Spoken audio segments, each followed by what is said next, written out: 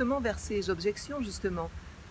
Aller directement vers ces objections. Aller directement vers ces objections. J'ai du mal à le dire ce mot, c'est pas possible. Coucou les boss, bonjour. Me voilà à nouveau aujourd'hui pour notre série des 10 raisons qui vous mènent directement à l'échec. Alors la 7e raison, celle du jour, c'est que vous n'avez pas le swag. Vous n'avez pas le swag des ventes.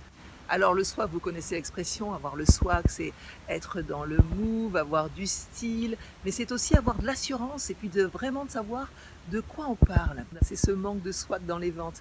Alors nous le savons tous, quand nous démarrons ce métier dans l'immobilier, nous n'avons aucune expérience dans les négociations, dans la vente, dans le marketing. Et c'est ça justement qui va nous faire défaut. Bien entendu, ce sont les qualités essentielles à avoir dans ce métier de conseiller immobilier et de négociateur, on va dire, immobilier. C'est vrai, quelque part, nous devons maîtriser ce sujet-là. C'est pour cela qu'il y a tant d'échecs, c'est par rapport à ce manque de connaissances et d'assurance. Alors ils échouent parce qu'il y a la crainte des objections, ils échouent parce qu'ils ont la crainte aussi de se faire raccrocher au nez. Voilà, et surtout cette crainte des objections vous bloque pour justement démarrer et démarrer une conversation. Dès que l'objection arrive, c'est souvent que vous êtes bloqué, vous ne savez plus quoi dire, mais non, il va falloir vous préparer à ça pour maîtriser ces objections, pour vous permettre justement de continuer de dialoguer avec votre prospect. Ça sera la même chose également quand il va falloir répondre à un mail ou bien répondre à des messages. Cette crainte justement par rapport aux objections, vous l'avez pourquoi ? Vous l'avez parce que vous ne savez pas quoi dire, tout simplement. Alors je vous conseille justement d'aller voir la vidéo juste au-dessus qui concerne vos craintes dans ce métier, avoir cette peur de ne pas réussir et puis avoir envie de plaire en même temps. Alors ce que j'aime dire également, moi régulièrement, démarrer avec ces objections, démarrer avec ces coups de fil et puis ces mails et puis surtout qu'on vous raccroche au nez. C'est comme ça que vous allez apprendre et vous allez justement vous renforcer et puis gagner en assurance et en expérience. Faites-le, décrochez votre téléphone, allez aux objections, allez directement aux objections. Il faut y aller, faites-vous raccrocher au nez le plus de fois possible. Et c'est de cette façon-là que vous allez pouvoir maîtriser et avoir cette assurance. Alors faites comme moi, quand j'ai démarré, je suis allée directement aux objections. J'ai voulu justement apprendre de suite. Alors qu'est-ce que j'ai fait ? J'ai tout simplement cherché les bien usés, les vendeurs qui veulent vendre leur maison seuls. Et là, bien entendu, il fallait s'attendre à ça. J'ai eu beaucoup de coups de fil qui se sont mal passés. On m'a raccroché au nez. Mais c'est pas grave, je me suis dit bon, c'est pas grave, ça fait partie du métier, ces personnes-là ont décidé de vendre leur maison seules, il fallait que je m'attende à ça, à me faire raccrocher au nez.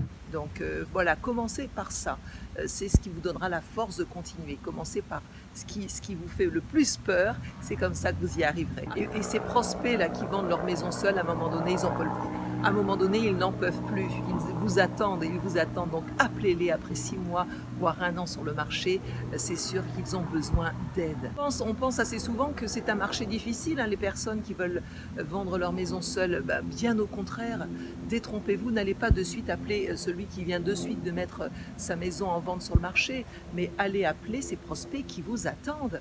Ils vous attendent parce qu'ils n'en peuvent plus. Et c'est avec ces prospects que vous ferez vos premières armes. Et ça, franchement, faites-le. Ça sera pour vous un moyen de décrocher vos premières ventes. Alors surtout pour vous qui démarrez, allez travailler avec ces prospects qui n'ont pas envie de vous entendre au téléphone. Allez travailler avec eux et ce sont ceux-là qui vous donneront vos premiers mandats. C'est toujours formateur de travailler justement contre des objections. Pourquoi ? Parce qu'on apprend, on sait finalement, après maintes fois, on sait quoi dire, on maîtrise les objections, apprenez-les par cœur, vos objections. Préparez-vous à ça, apprenez-les par cœur, mais c'est avec ces clients-là que vous allez pouvoir avancer et faire vos ventes. Travaillant de cette façon-là, donc oui, quand vous démarrez comme ça, n'allez pas vers la facilité. En travaillant de cette façon-là, vers les clients les plus difficiles, bien entendu, c'est comme ça que vous allez maîtriser plus vite et apprendre justement ce métier de conseiller immobilier. Ça sera très important de le maîtriser avec des clients difficiles. Et finalement, vous allez pouvoir gérer très facilement après les clients les plus exigeants, les clients les plus compliqués, les clients les plus difficiles, vous allez pouvoir les maîtriser. Et là, on pourra parler du swag dans les ventes. Le swag dans les ventes, c'est comme ça que vous allez l'avoir. Voilà les boss, c'est terminé pour aujourd'hui. C'était notre 7e raison des 10 raisons qui vous mènent directement à l'échec. Aujourd'hui, c'était que vous n'avez pas ce swag dans les ventes, mais maintenant, vous allez l'avoir. aller vers la difficulté. Je vous dis à très vite pour la prochaine vidéo, ça sera la 8e raison. À bientôt, ciao!